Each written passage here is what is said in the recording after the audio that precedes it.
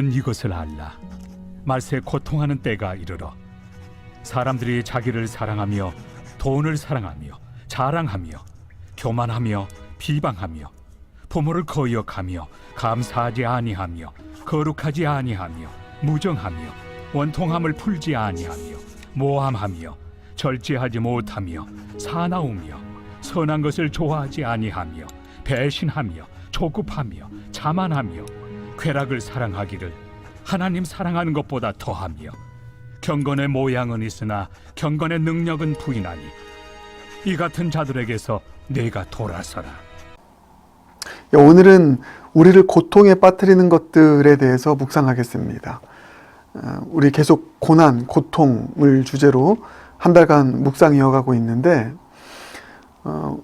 우리가 고난에 빠지는 것, 고통에 빠지는 것, 어려움에 빠지는 것은 죄로 인해서 고통이 찾아오기도 하고요.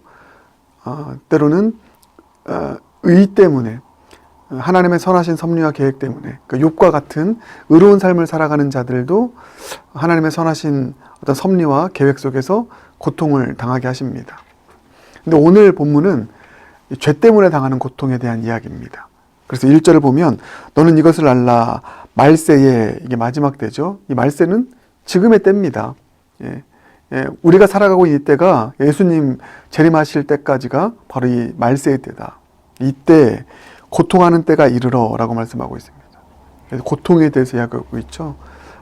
그러면서 2절 이하를 보면 그 고통에 빠지게 하는 것들이 뭔가 보니까 다 죄로 인한 것입니다. 그래서 죄로 인한 고통들이 무엇이 있나. 오늘 본문을 보니까 크게 19가지입니다. 우리를 고통에 빠뜨리는 것 19가지.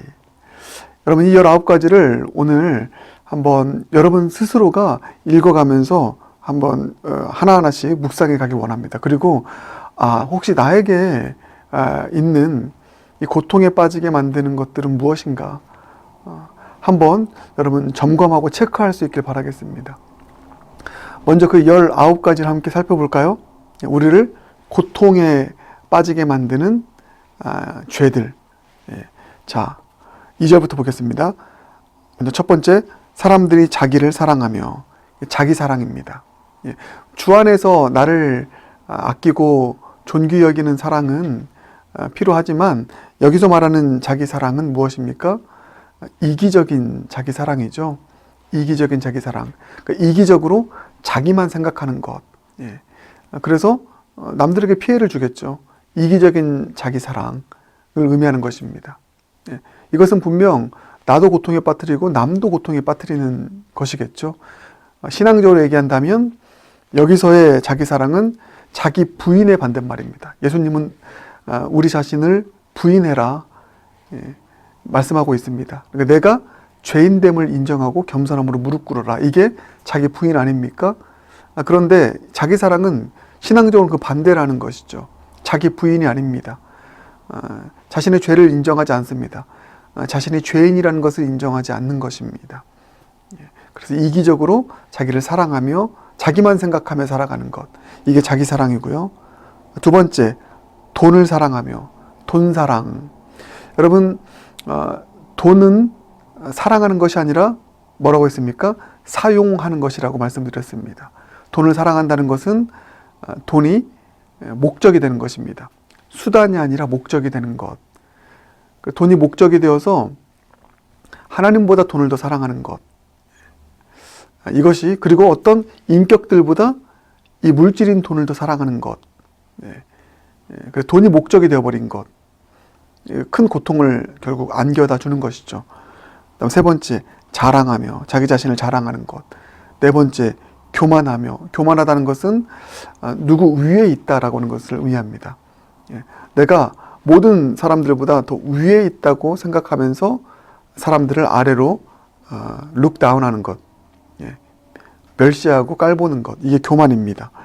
비방하며 남들에 대해서 안 좋은 말을 이렇게 퍼뜨리는 것이죠. 또 부모를 거역하며 부모에게 순종하지 않는 것. 부모에 대한 공경을 거두는 것. 부모를 향한 자녀의 합당한 의무를 지지 않는 것. 무엇보다 부모의 말씀을 듣지 않는 것. 또 감사하지 아니하며 라고 나와 있죠. 감사하지 않는 것. 매사가 불평인 것입니다. 감사가 없습니다. 나에게 주어진 모든 것이 다 하나님의 은혜인데 감사하지 않는 것입니다. 또 거룩하지 아니하며 뭡니까? 거룩하다라고 하는 구별되다라고 하는 것이죠. 구별되지 않은 것입니다. 무엇과요? 세상과, 죄악된 세상과 죄인들과 구별되지 않는다. 한마디로 세속적으로 살아간다. 의미하고 또 무정하다라고 하는 것은 정이 없다, 애정이 없다, 사랑이 없다라고 하는 것을 의미합니다. 그 사랑은 남들을 향한 사랑이 없는 것이죠. 영혼을 향한 사랑이 없는 것입니다.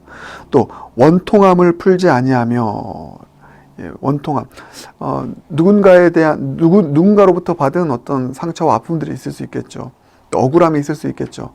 근데 그 원통함을 풀지 않는 것입니다. 그러면 뭐가 남습니까? 한이 남죠. 한이 남고 또 하나 무엇입니까? 복수심이 생기는 것입니다. 이게 얼마나 고통스러운 삶이겠습니까? 성경의 인물들, 신실한 하나님의 사람들, 믿음의 사람들은 원통함을 풀었습니다. 하나님 앞에서 탄식함으로. 그것을 잘 보여주는 게 시편이죠. 다윗이 원통함 얼마나 많았습니까? 탄식함으로 그 원통함을 다 풀었습니다. 그래서 그게 한이 되지 않고요. 그리고 복수심으로 나아가지 않았습니다. 근데 이 원통함을 풀지 않는다라고 또 모함하며 마찬가지입니다. 비방과 비슷한 것이죠. 남들에 대해서 모함하는 것입니다.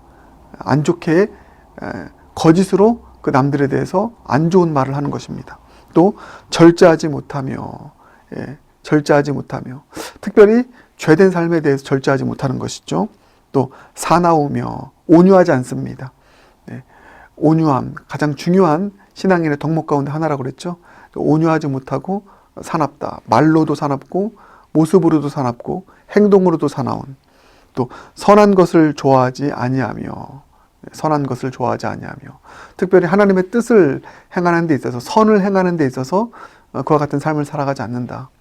또 배신하며, 하나님께도 그렇고 사람에게도 그렇고 받은 은혜가 있는데 은혜를 되갚는 삶을 살지 않습니다. 보답하는 삶을 살지 않습니다. 그냥 배신하는 것이죠. 또 조급하며 나와 있습니다. 조급하며. 또 자만하며, 교만과 비슷한 것인데 자만도 자기 자신을 높이는 것이죠. 그리고 쾌락을 사랑하기를 하나님 사랑하는 것보다 더하며 라고 나와 있고요. 또 경건의 모양은 있으나 경건의 능력은 부인한다. 무슨 말입니까? 한마디로 얘기하면 종교적인 신앙생활 하는 것입니다. 신앙의 형식은 다 있는데, 그래서 형식적인 모든 신앙생활에 필요한 형식적인 것들은 다 하는데 실질적인 경건의 능력은 없는 삶, 껍데기만 있는 신앙, 알맹이를 붙들지 못하는 신앙, 다른 말로 얘기하면 위선적인 신앙, 외식하는 신앙. 이게 5절 경건의 모양은 있으나 경건의 능력은 부인하니 이렇게 나와 있습니다. 여러분, 이 19가지 제가 간단하게 설명을 해드렸습니다. 여러분, 다시 한번 여러분이 직접 이 디모데 후서 3장 1절부터 5절에 있는 나를 고통에 빠뜨리게 만드는 죄의 종류들, 이 19가지를 하나하나 살펴보시길 바라겠습니다. 이게 우리를 고통에 빠뜨린다. 고통하는 때에 이르도록 만든다. 이 사실을 여러분 기억하고요. 그래서 크게 3가지를 여러분 이 고통하는 것, 고통에 빠지게 만드는 이 19가지를 마음 가운데 품고 이 3가지를 함께 좀 적용했으면 좋겠습니다. 먼저 첫 번째, 속지 말라는 것입니다. 속지 말라. 어떤 차원에서요? 이 19가지의 그 일들이 우리를 결코 행복하게 만들거나 그 어떤 유익도 주지 못하는 것이다. 그런 차원에서 속지 말라는 것입니다. 예를 들어서 자기를 사랑하고 자기를 높이는 이런 삶, 그런 삶이 내 삶의 유익이 될 것이다. 내가 막 드러나는 것, 내가 모든 사람들 위에 서서 살아가는 것, 이게 진정한 성공이지. 아니요, 그렇지 않습니다. 그것이 결국 우리를 고통에 빠뜨리고 결국 우리를 높아지라는 자는 낮아지게 되는 그런 고통과 어려움 속으로 결국 결말짓게 만드는 그런 고통에 빠지게 만드는 것들이다. 그러니 속지 말라. 돈을 사랑하는 것 마찬가지입니다. 돈이 목적이 되어 살아가는 것, 그게 결국 우리를 고통으로 몰아넣는다. 이 19가지의 이 삶이 우리는 때로는 속아서, 그래, 이렇게 살면 내가 더 높아질 수 있으니까, 이렇게 살면 내가 더 안락해질 수 있으니까 행복을 줄 거라고 생각하는, 그래서 이것을 쫓아 살아가는 일들이 있는데 그렇지 않다. 속지 말라. 이 사실 여러분 기억하고요. 두 번째, 버리라는 것입니다. 버리라. 19가지의 이 일들이 우리를 고통에 빠뜨리게 만드는 것이라고 말씀하셨으니 여러분을 버려야 됩니다.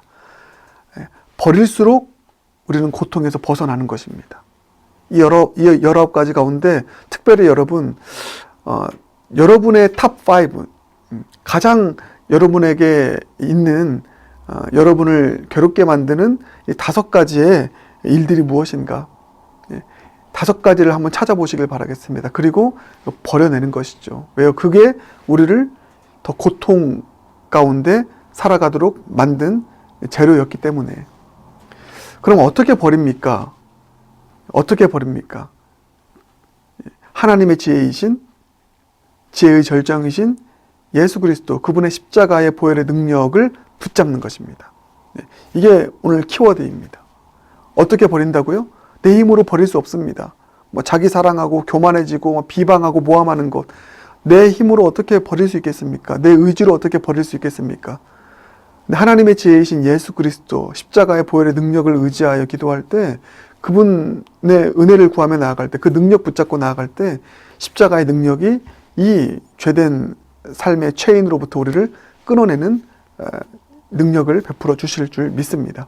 그래서 하나님의 지혜의 절정이신 예수의 십자가를 붙잡고 이 우리를 고통에 빠지게 만드는 것들을 버릴 수 있길 바라겠습니다.